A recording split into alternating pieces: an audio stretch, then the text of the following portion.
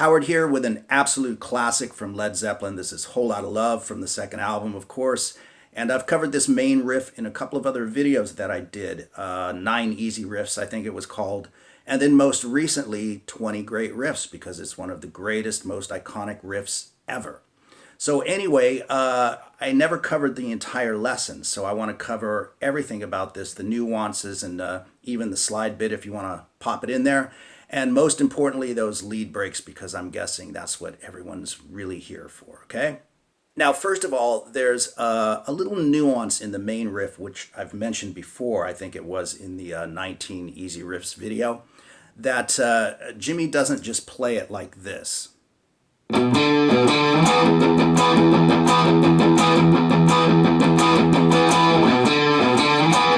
He actually plays it by coming off of the 7th fret on the 6th string, moving to the 5th fret on the A string, of course, but he takes that note and he slightly pushes it up while he's also striking the open D string. So it gets this really cool kind of agitated, right?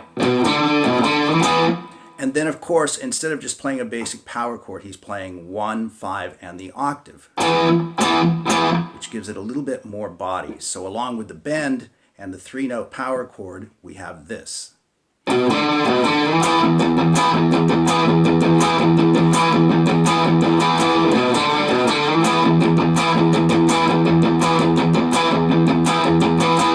Pretty cool. And so what we have going once we reach the power chord, and then we're muting the 6th string, of course. And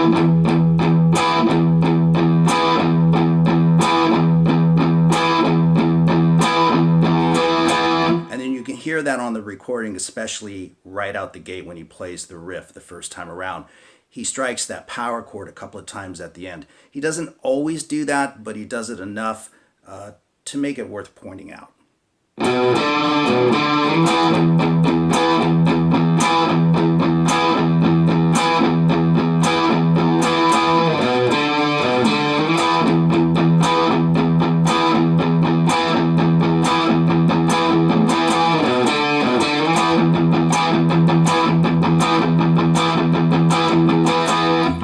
And that's a pretty cool riff when you add those little nuances in there. And then, of course, when Robert Plant comes in singing, the riff is shortened to this.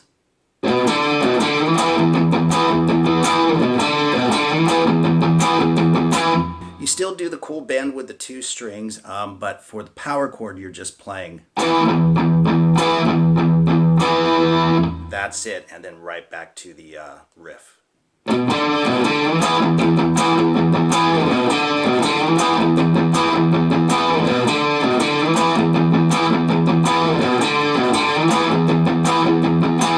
And then they move into the chorus, Want a Whole Lotta Love, and there's a couple of guitars in here. He's got that slide guitar dubbed in, which you can add to the mix if you want to, and but he's also got the rhythm guitar underneath, which changes its pattern a little bit.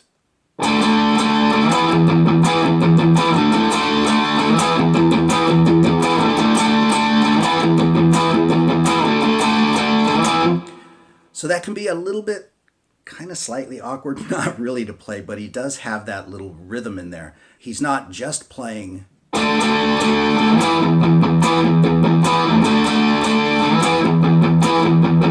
although that is indeed all you'll have time for if you're going to incorporate the slide. But if you listen to the recording, he's actually playing.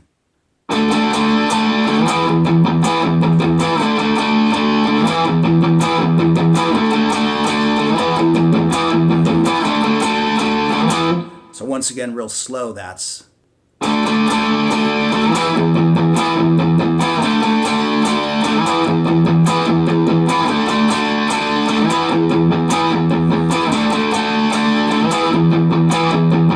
So if you want to just stick with the rhythm guitar, that's a good way to go. You'll come off of the main riff, and when they hit the chorus, you'll play that.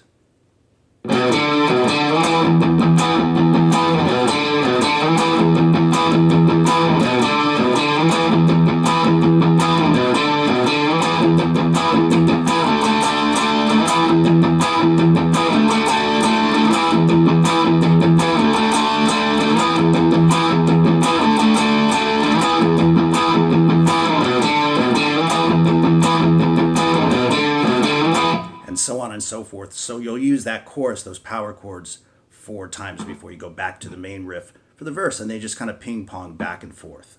So I just spoke about that rhythm on the chorus, that rhythm guitar part on the chorus, and I mentioned briefly that you only have so much time if you want to incorporate the slide. So you definitely will play it like this. And what I like to do with that, I'm playing the power chord now with barring across the D and the G string, of course. And when I hit that E chord, I like to bring in the 6th string as well. It just makes it sound nice and heavy. And then you place the slide on the D and the G string. Well, those are the strings that you're going to be picking on your right hand. And you just do a slide from the 9th fret. And then you put those pieces together. You've got the rhythm guitar part and the slide, and you just put them both together.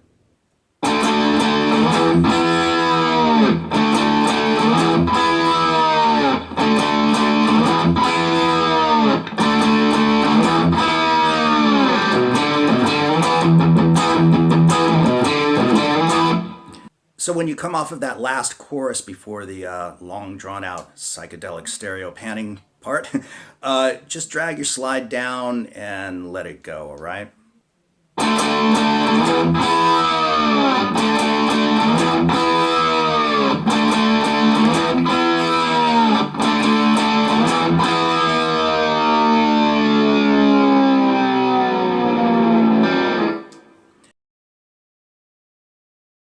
So we now move into the lead breaks, the infamous classic lead breaks, and they all take place, of course, right between an E power chord.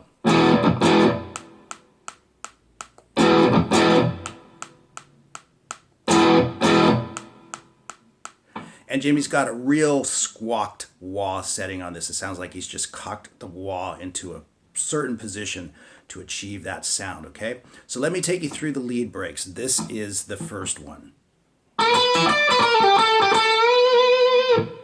So let's talk about that, okay? First of all, it's got a swing to it. Jimmy is really swinging a lot of these phrases. You can see the tab up on the screen, but I will walk you right through it. We've got a full step bend on the 14th fret on the G string. Then we bar across the 12th fret on the E and the B string. And those notes can slightly run together at the speed he's playing. That's totally fine. And then we want 15 to 12 on the B string. So like I said, at the speed you're traveling, you don't really notice those two notes running together very much. And then what we've got here is a straight pull off from 15 to 14 to 12 on the G string. And I use those 3 fingers. I can't imagine Jimmy doing it that way. I think he's going to do it in a traditional blues shape. And then we play 14 to 12, bend it, and he's got a nice vibrato at the end. So very slowly, that first lick is...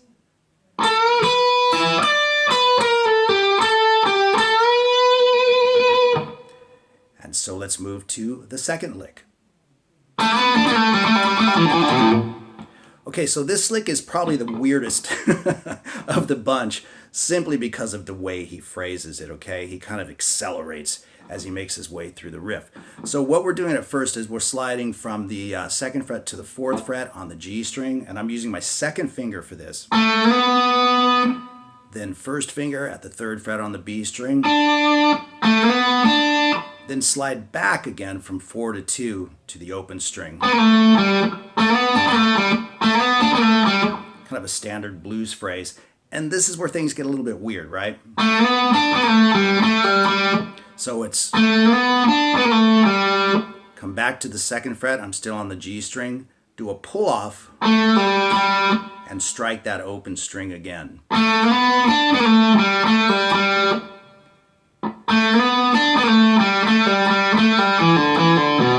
So what I did there is after I struck that open string again open, you do another pull off and then 2 pull offs on the D string and then 1 pull off on the A string.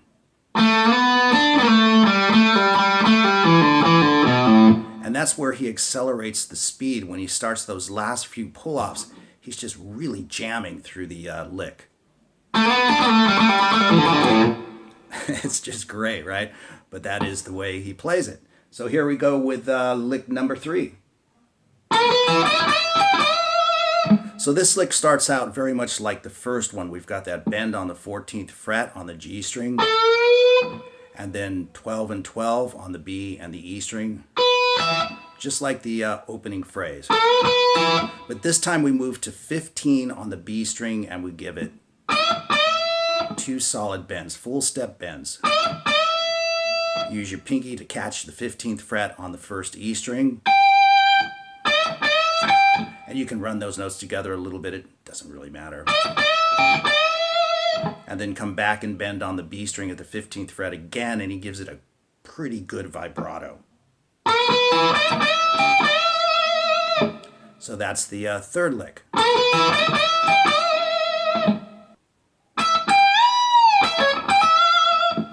Classic Jimmy Page, right? So we are on the 17th fret on the B string, and you're going to reach all the way to the 20th fret, and you're going to give that a 1.5-step bend.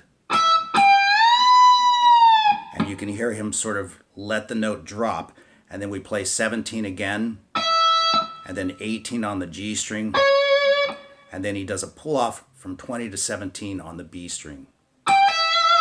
And it's just got such a great feel the way he plays it. Just a lot of attitude. It sounds absolutely great. And then we move to lick number 5, which is another classic Jimmy Page.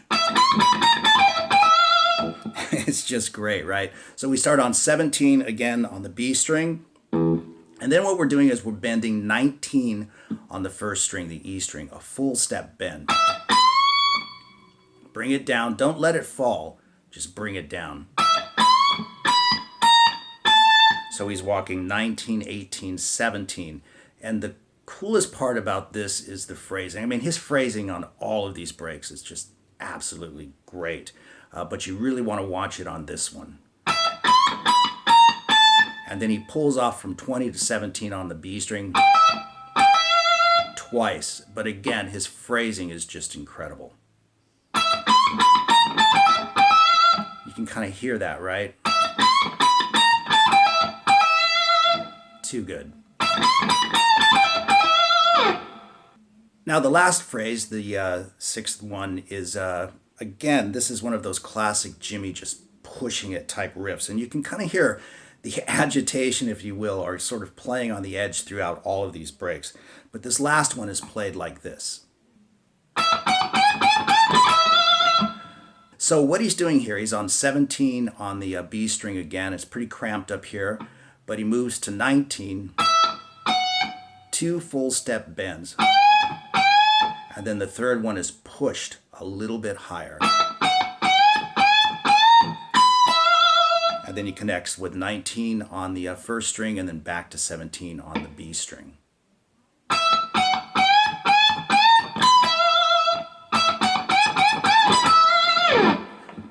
So what happens next is pretty obvious. We head back to the main riff and Plant starts singing again.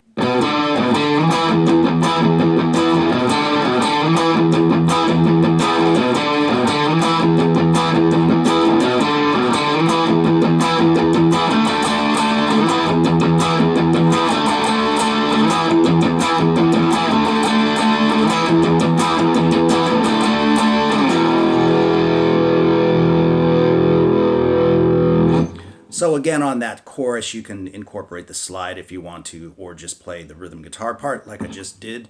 In any event, you'll crash it on that E power chord,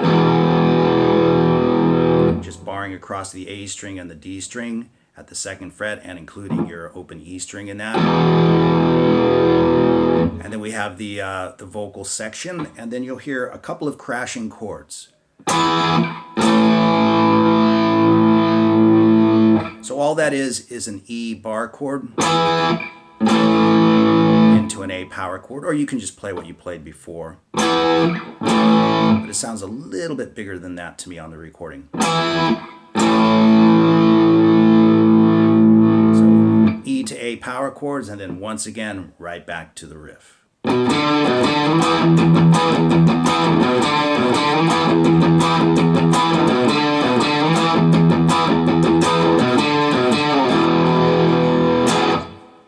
So there it is, Whole Lotta Love from Led Zeppelin. And the one thing I would say about this is just make it your own, you know, especially those lead breaks.